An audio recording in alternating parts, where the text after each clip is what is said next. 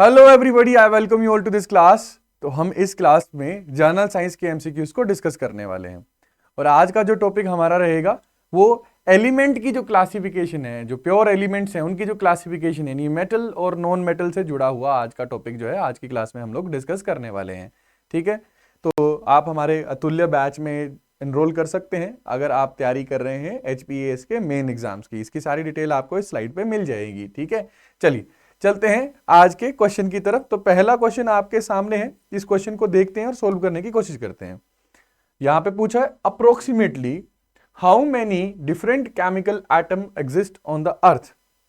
तो देखिए अब ना केमिकल एटम्स होते क्या हैं, या फिर हम जब बात करते हैं डिफरेंट केमिकल एलिमेंट की बात करते हैं तो बच्चे एक एलिमेंट जो होता है ना वो एक ऐसा सब्सटेंस है, एक ऐसा सब्सटेंस होता है जो सेम तरीके के एटम्स में से बना होता है, जो सेम तरीके के एटम से बना होता है। या फिर हम ये कह सकते हैं कि एटम इसके सबसे नीचे यानी बुनियादी, यानी फिर हम कह सकते हैं मूलभूत, इंग्लिश में कहें तो फंडामेंटल, एटम इसकी फंडामेंटल आइडेंटिटी है। एटम के नीचे जब हम चले जाते हैं सब एटॉमिक लेवल पे, चाहे प्रोटॉन, न्यूट्रॉन, क्वार्क्स की बात कर लें, इलेक्ट्रॉन्स की बात कर लें, तो वहां पे एटम की जो एटम है वो उससे नीचे चले गए तो यानी एलिमेंट की कोई भी आइडेंटिटी नहीं रहती है। तो जो एक एलिमेंट है उसकी आइडेंटिटी जो है वो एटॉमिक लेवल तक ही रहती है। तो हम ये भी कह सकते हैं कि कितने अलग अलग तरीके के एलिमेंट जो है धरती पे पाए जा सकते हैं।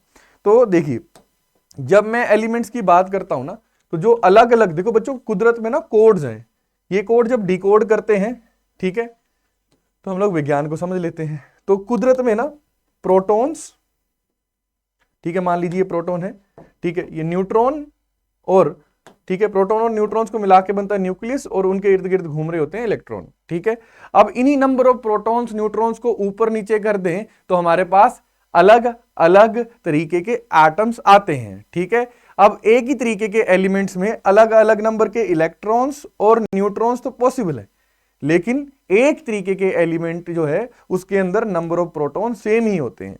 यानी हम कह सकते हैं कि एक एलिमेंट जो है उसकी आइडेंटिटी जो है उसके प्रोटॉन्स ही हैं। यानी नंबर ऑफ प्रोटॉन्स जो होते हैं ये किसके बराबर होते हैं? एटॉमिक नंबर के बारे में, एटॉमिक नंबर के बराबर। ये हम लास्ट लेक्चर्स में भी देख चुके हैं कि एटम की आइडेंटिटी होती है एटॉमिक नंबर। चलिए ये हम लोगों ने अच्छे से जान लिया। चलिए बहुत बढ़िया, बहुत शानदार। तो अब देखें, वैसे पूरे ब्रह्मांड की बात करें तो ना जाने कितने एलिमेंट्स होंगे। हमारी धरती पे जो नेचुरली एग्जिस्ट करते हैं वो 92 तक एलिमेंट हम लोगों ने नेचुरली ढूंढ के निकाले हैं। आखिरी जो है वो यूरेनियम है जिसका एटॉमिक नंबर 92 है, यानी उसके अंदर 92 तक प्रोटॉन होते हैं। उसके बाद हम इंसानों में जिज्ञासा बहुत रहती है चीजों के बारे में जानने के लिए, और जो हमने सीखा है उस चीज का, उस ज्ञान का इस्तेमाल करके चीजों को बनाने की। तो हम लोगों ने आर्टिफिशियली भी बहुत सारे जो हैं एटम्स बनाए हैं और आज की डेट में हमारे पास 118 जो ऐसे अलग अलग एलिमेंट के एटम्स हैं उनका पूरा हमारे पास नॉलेज है। ठीक है, तो यहां पे अगर हम ऑप्शंस के हिसाब से देखें तो ऑप्शन डी जो है तकरीबन 100 के आसपास हमारे पास आर्टिफिशियली या फिर नेचुरल हम बात करें तो एलिमेंट्स हैं। अगर आपको पेपर में आर्टिफिशियली पूछा जाता है तो 118, और अगर हम बात करें कैसे नेचुरली तो 92 में अगर आप देखोगे तो यूरेनियम है। ठीक है, सबसे हैवी जो नेचुरली एग्जिस्ट करने वाला जो न्यूक्लियस है वो यूरेनियम का होता है। तो एटम भी सबसे हैवी कौन सा है? यही है। चलिए ठीक है, अब अगले प्रश्न की तरफ हम जाते हैं।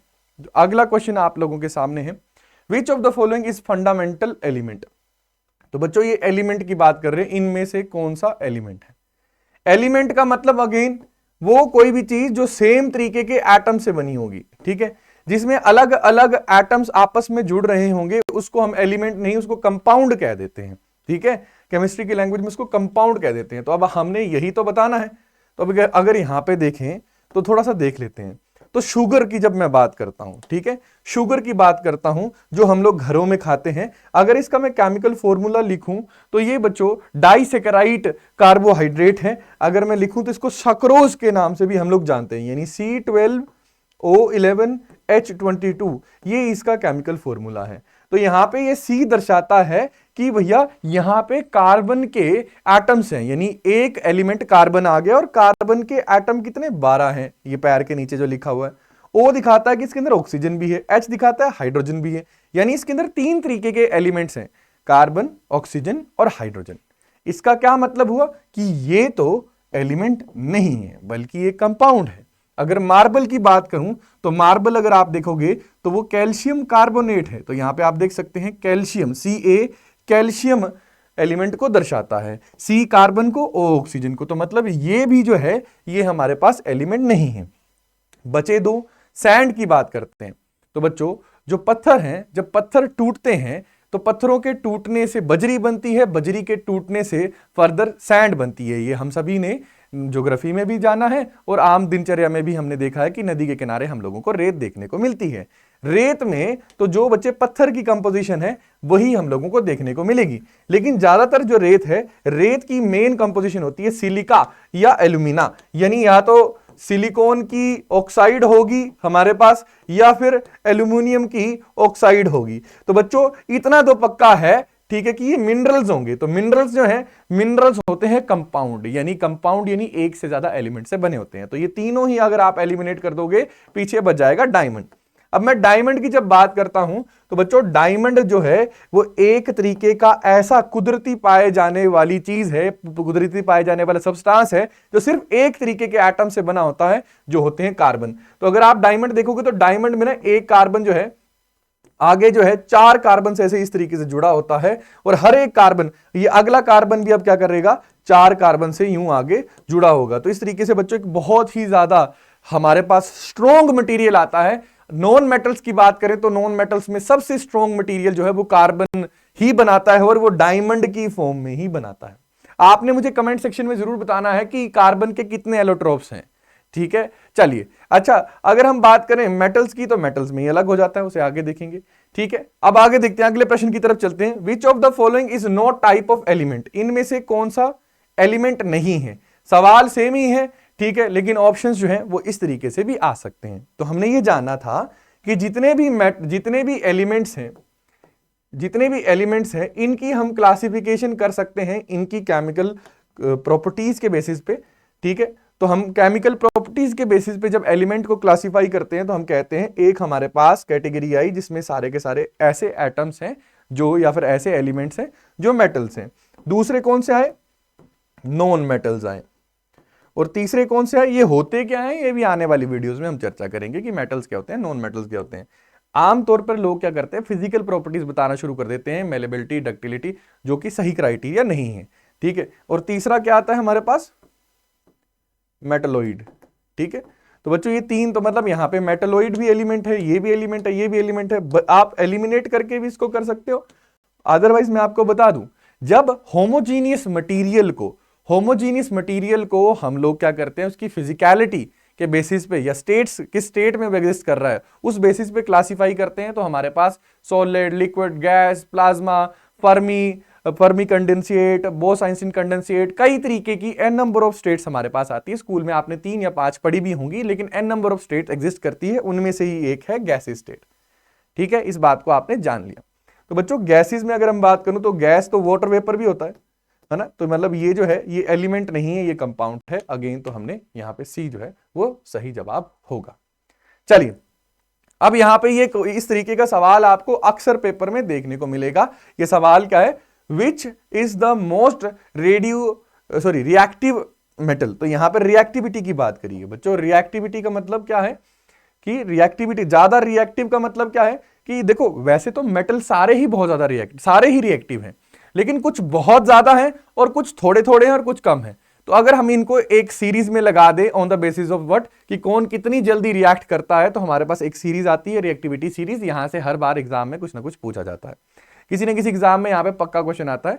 तो हम इसको भी यहाँ पे देखेंगे, उसकी मदद से इसको करेंगे। हालांकि अगर आप यहाँ पे देखेंगे तो साफ इसका आंसर जो है वो आपको देखने को मिल जाएगा। चलिए, लेकिन अभी पहले डिस्कस करते हैं, फिर मैं चाहूंगा कि आप खुद सारे यहाँ पे इसका सवाल का जवाब दें। जितना ज्यादा रिएक्टिव यानी उतनी जल्दी वो किसी मेटल है ना, तो नॉन मेटल के साथ या किसी भी ऐसे इलेक्ट्रोफाइल के साथ या इलेक्ट्रोनेगेटिव एटम के साथ या इलेक्ट्रोफिलिक मॉलिक्यूल के साथ ये क्या करता है, बॉन्डिंग के लिए तैयार रहता है, ठीक है। तो बच्चों ये सीरीज है, इस सीरीज को याद करने के लिए आपके पास क्या है, ये एक जो है ये निमोनिक्स है। इसमें इस निमोनिक्स के जरिए आप पूरी रिएक्टिविटी सीरीज को याद कर सकते हैं। तो आप इसको कैसे याद रख सकते हैं कि एक ये देखिए, ये हाइना है, एक या फिर इसको एक लैब्राडोर की तरह समझ लीजिए, ये पुलिस का कुत्ता ऐसे ऐसे मान लीजिए, ठीक है।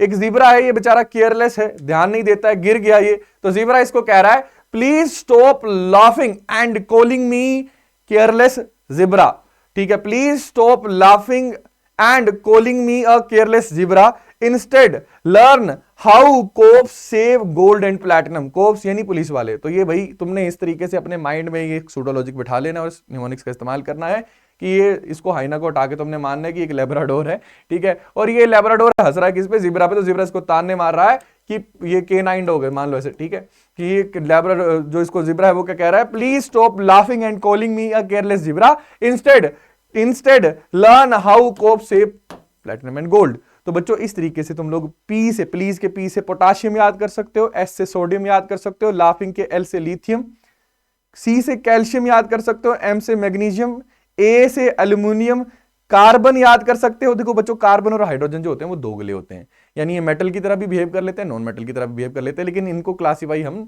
नॉन मेटल की तरह ही ज्यादातर करते हैं, ठीक है। ज़ीब्रा के जेड से जिंक करोगे आप, आयरन के इंस्टेड से आप आई से आयरन याद करोगे, हालांकि आयरन के लिए जो सिंबल इस्तेमाल होता है chemical symbol that is Fe। L से आप लेड करोगे, लेड के लिए भी केमिकल सिंबल अलग याद होता है, Pb होता है, ठीक है। फिर हाउ से हाइड्रोजन याद करोगे, सी से कॉपर याद करोगे, Cu कॉपर के लिए सिंबल इस्तेमाल होता है, एस से सिल्वर, हालांकि सिल्वर के लिए Ag इस्तेमाल होता है सिंबल, ठीक है। गोल्ड के लिए Au और प्लैटिनम के लिए Pt इस्तेमाल होता है, ठीक है बच्चों। तो आप इस तरीके से याद कर सकते हो इन सारी रिएक्टिविटी सीरीज को। ऊपर से नीचे की तरफ जैसे हम जा रहे हैं रिएक्टिविटी कम हो रही है, यानी सबसे ऊपर जो है उसकी रिएक्टिविटी सबसे ज्यादा है, तो सबसे ज्यादा रिएक्टिविटी किसकी है, पोटाशियम की। तो यहाँ पे आंसर भी क्या होगा बच्चों, डी, पोटाशियम यहाँ पे सही जवाब होने वाला है। तो इसकी मदद से आप आगे आने वाले एग्जाम में एक नंबर अपना पक्का कर सकते हैं, ठीक है। चलिए उसके बाद हम पढ़ते हैं which one of the following is hardest metal. तो बच्चों नॉन मेटल के केस में तो हमने देख लिया था कि हार्डेस्ट फॉर्म में नॉन मेटल जो एग्जिस्ट करता है वो होता है डायमंड। जब मेटल की बात करते हैं तो बच्चों यहां पे जवाब आता है टंगस्टन। हाईएस्ट इसका मेल्टिंग पॉइंट भी सबसे ज्यादा है मेटल्स में, ठीक है। यहां पे इसके टंगस्टन के बने हुए जो आयनिक कंपाउंड्स है ना वो भी बहुत ज्यादा मजबूत होते हैं, ठीक है। तो बच्चों ये आप लोगों ने जिस चीज को समझ लेना है, ठीक है। अच्छा, which of the following metal is, अगला क्वेश्चन है, ठीक है, एसिडेड इन द नेटिव स्टेट। तो बच्चों एक्सेस्ड इन नेटिव स्टेट, तो बच्चों इनमें से कौन सा ऐसा मेटल है जो नेटिव स्टेट में मिल जाता है। तो मतलब बच्चों कोई भी एलिमेंट जो है अगर वो मेटल है तो वो बहुत ज्यादा रिएक्टिव होता है, वो नेटिव स्टेट में ढूंढ पाना बहुत ही मुश्किल बात है। क्यों है बहुत ही मुश्किल, क्योंकि जब वो अपने आसपास की एयर के साथ कांटेक्ट में आता है तो कांटेक्ट में आते ही वो क्या करता है बच्चों, वो केमिकल रिएक्शन शुरू कर देता है और वो कंपाउंड्स बना लेता है जिनको हम मिनरल्स कहते हैं, मेटल के मिनरल्स कहते हैं। लेकिन इस रिएक्टिविटी सीरीज से आप समझ सकते हैं कि दो जो हैं बहुत ही ज्यादा क्या हैं, ये देखो प्लैटिनम और गोल्ड बहुत ही ज्यादा कम रिएक्टिव है, तो ये आसपास की चीजों के साथ रिएक्ट नहीं करते हैं। तो गोल्ड और प्लैटिनम जो है, ठीक है, इसमें से अगर कोई भी ऑप्शन में है तो आप आसानी से जवाब दे सकते हैं। तो यहाँ पे एल्यूमिनियम, क्रोमियम, जिंक, इसमें से बच्चों गोल्ड जो है वो सही जवाब रहने वाला है। चलिए, तो हम बचपन से पढ़ते आ रहे हैं कि नेटिव स्टेट में यही मिलते हैं, बाकी आपको कोई भी देखने को नहीं मिलेंगे, ठीक है। तो ये आज के आपके लिए छुटपुट क्वेश्चन थे। यहां से आपने एक एलिमेंट क्या होता है, एलिमेंट को किस तरीके से क्लासिफाई किया जा सकता है, इसकी आपने एक अच्छे से रिवीजन कर ली। अगली कुछ वीडियोस में भी हम मेटल नॉन मेटल से जुड़ी हुई शॉर्ट वीडियो और उसमें एमसीक्यूज को डिस्कस करते रहेंगे। Thank you for giving your valuable time to us. अगली बार जब मिलेंगे और ज्यादा क्वेश्चन के साथ मिलेंगे, ठीक है। कमेंट सेक्शन में आपने आंसर बताना मत भूलिएगा। चलिए इसी के साथ लेते हैं अलविदा। Have a very good time.